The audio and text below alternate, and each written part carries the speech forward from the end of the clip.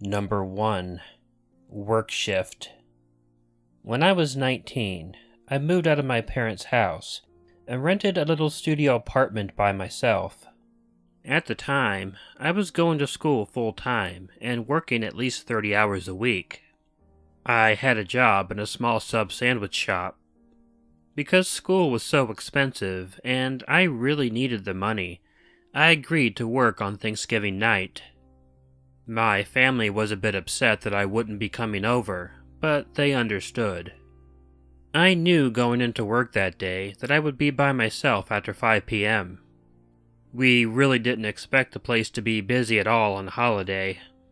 I had worked there since I was 16, so I was trusted to close the store by myself. Around the time that my last co-worker left, the snow also began to start falling. So now, in addition to being slow due to it being Thanksgiving, the snowfall was killing off any business I may have gotten. I decided to try and make the best of it, though. I went and grabbed my astronomy textbook out of my bag and tried to spend some time reading. I wasn't aware of how much time had passed before I noticed someone outside of the shop.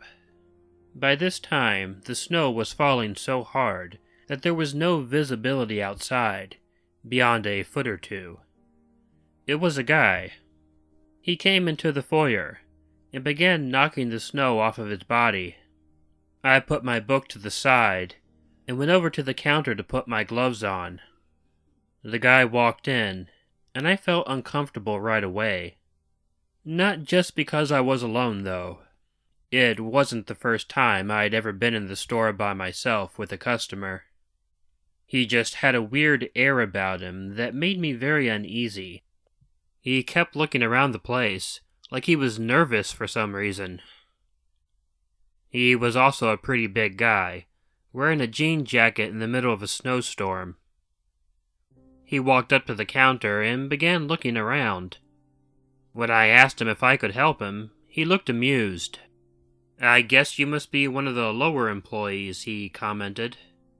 Confused, I asked him what he meant. "Well, I figure it's the lower employees that they force to work on Thanksgiving," he said. "New people, or maybe no family to go home to." I forced a weak smile. "I have a family to go home to," I assured him. "I'm just working late because I need the money." "That's too bad," the man responded. When I asked why, he then said, "Because your family's Thanksgiving is going to be ruined when they find your dead body in the dumpster out back. If you've never had someone threaten your life out of the blue, I cannot even tell you what it felt like. It was what I would imagine being hit by a lightning bolt would feel like." He said it with a smile on his face, but also a look in his eye that indicated that he was not joking. I looked over at the phone on the wall by the register. When I did, he shifted to the side, indicating he would get to me before I dialed. Even though I was scared to death, I suddenly made the smartest decision of my life. I was behind the sandwich counter. I grabbed a knife and threw it at the guy, surprising him. And while he was off balance, I turned, ran back to the manager's office, and quickly slammed and locked the door. He, of course, got over the counter and tried to open the door, but it was impossible. The store safe was kept in that room, so there were no windows, and the door was heavy. I grabbed the phone on the desk and called the police. By the time they got there, the guy was long gone. But I'll never forget the look on his face and the sound in his voice when he mentioned my family finding my dead body in a dumpster.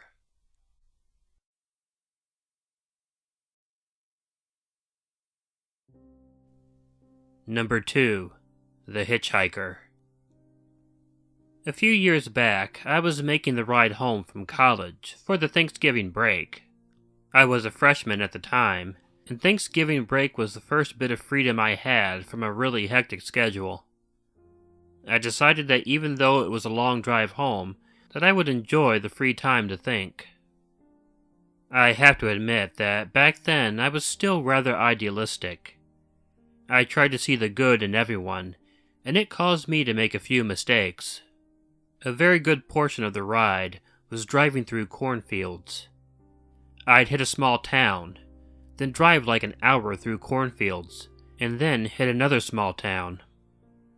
It didn't take long for this to begin getting old, and I began getting a bit bored. In the late evening, I saw a guy walking along the side of the road. Maybe because I felt it was a chance to do a good deed, or more likely because I was bored, I pulled my car over and offered the guy a ride.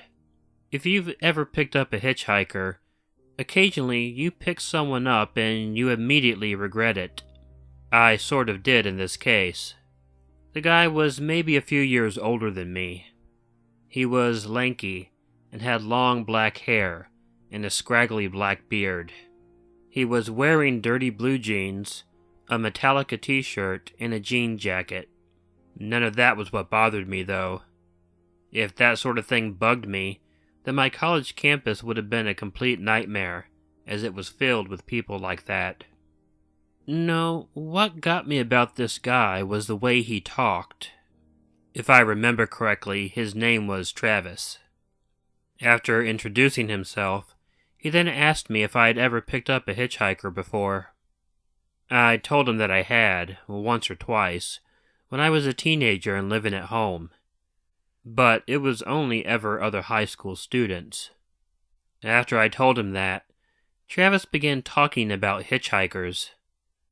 And it wasn't positive stuff either. He told me that it was really dangerous to pick up hitchhikers. And haven't I heard about all the serial killers who pose as hitchhikers? He then started listing the serial killers who have been involved in hitchhiking, and this absolutely sent a really cold chill down my spine. He not only listed them out, he began talking about how they committed their crimes. I was nervous, and I was about to stop the car and ask him to get out. However, before I even opened my mouth, he reached into the pocket of his jean jacket and took out a pocket knife.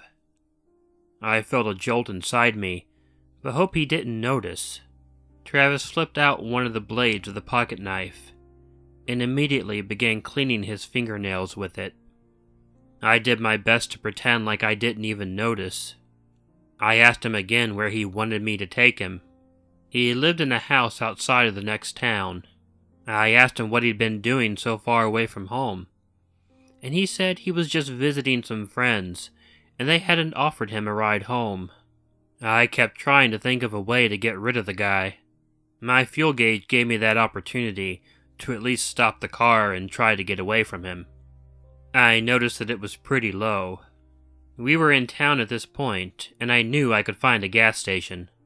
I'd leave him in the car, and then go into the station and call the cops. I let Travis know I needed to get gas, and asked him if he knew where a gas station in town was. He didn't, but it didn't take long for me to find it. I pulled into a gas station. I filled up my car, while Travis sat in the car, still fiddling with his pocket knife. I let him know I was going inside to pay. It was at that point that he surprised me and got out of the car. "I'll go in with you," he insisted. "I think I could use a drink." My plan was ruined. I wasn't sure how in the hell I would be able to get the attendant to call the police if Travis was in there with me. I thought quickly as we were walking. I pretended that I left my wallet in the car. I told him to head on in and grab himself a drink and a snack while I got my wallet. I even let him know that I would pay for it. Travis nodded and headed into the station. I went back to my car and got in. I noticed him watching me from the door of the station. It took all of my nerve, but I started the car. I saw him immediately come out of the gas station, yelling at me. I put the car in drive and took off quickly. Travis was yelling at me to come back. That wasn't going to happen. I had to drive straight to the police department for a couple of reasons. I didn't really have anything on Travis that they could arrest him for, but I had driven away from a gas station without paying, which is a crime. So I had to go back and let them know what happened and pay for the gas. The police accompanied me back and I paid the clerk. Thank God that by then, Travis was gone.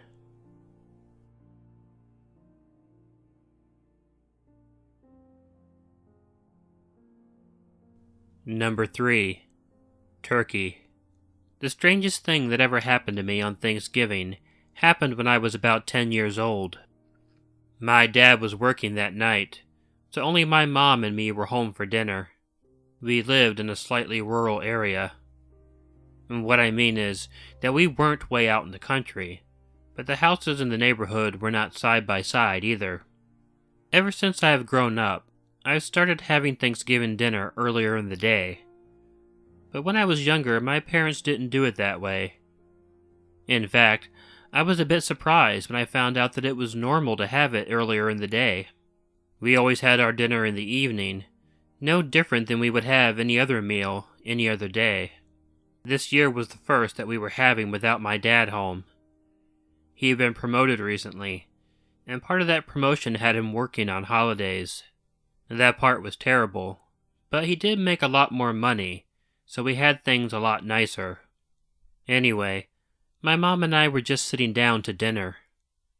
We heard a knock on the door. My mom got up and went to answer the door. When she came back, I asked her who was at the door. She said it wasn't important at the time. However, later in life, she explained to me that it was a drifter who was begging for food. She had offered to give him something, but apparently he had wanted to come inside to eat. She refused, of course. She offered to bring him some food to the door, and when he wouldn't accept that, she told him to please leave. The two of us sat down at the table. We had barely begun eating when we heard this loud, shattering noise. The man had thrown a large rock through our living room window. My mom got up and immediately went to the phone to call the police. I went with her, holding onto her leg as fear gripped me. I saw the drifter in the window. He hadn't smashed the hole big enough for him to fit through, though. He was reaching in with one hand and trying to break more glass off with the other. And he began moaning, "I want some turkey. Bring me some turkey." It was terrifying. He succeeded in breaking off some more glass, which also caused his hand to begin bleeding. My mom grabbed me, took me into her bedroom, and sat me on the bed. She then went to the closet and pulled out my dad's rifle. I was scared to death already, but being a 10-year-old kid, I was also scared of the idea that my mom was about to shoot a guy. Yeah, I know he was trying to bust into our house, but it was still frightening. So, my mom left me in the room and locked the door. I heard her yelling at the guy, but I couldn't make out either the words or his response. I just buried my head under the blanket. After a few more exchanges of words, I heard the gunshot. That scared the hell out of me, but I tried to be quiet. After a few moments, I heard another gunshot. My mom came back in the room and locked the door behind her. We then waited for the police to come, and they got there pretty quickly. It took a while before I knew what had happened. My mom hadn't shot the guy. She just fired off a warning shot when the guy doubted she would use the gun. When the warning shot hadn't scared him off, she fired another in his direction, and he left. The police picked him up pretty quickly. It's weird, huh? Thanksgiving is not supposed to be the scary holiday.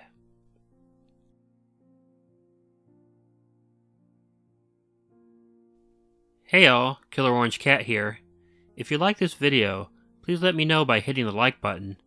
Feel free to share this with someone you might think would enjoy it, and feel free to leave me some comments. I try my best to answer them all, but even if I don't get to them, I do read them. If you're not already subscribed to Killer Orange Cat, please hit the button of the tabby, which will appear at the end of the closing, to be informed of new content. As usual, thanks for listening, and if you have a story you'd like narrated, please email at the address provided in the description. I hope you're having a good fall and a good Thanksgiving coming up. And remember, even though it's Thanksgiving, to make sure to check in your closet and check under your bed, because you never know where a killer orange cat might be hiding. Good night.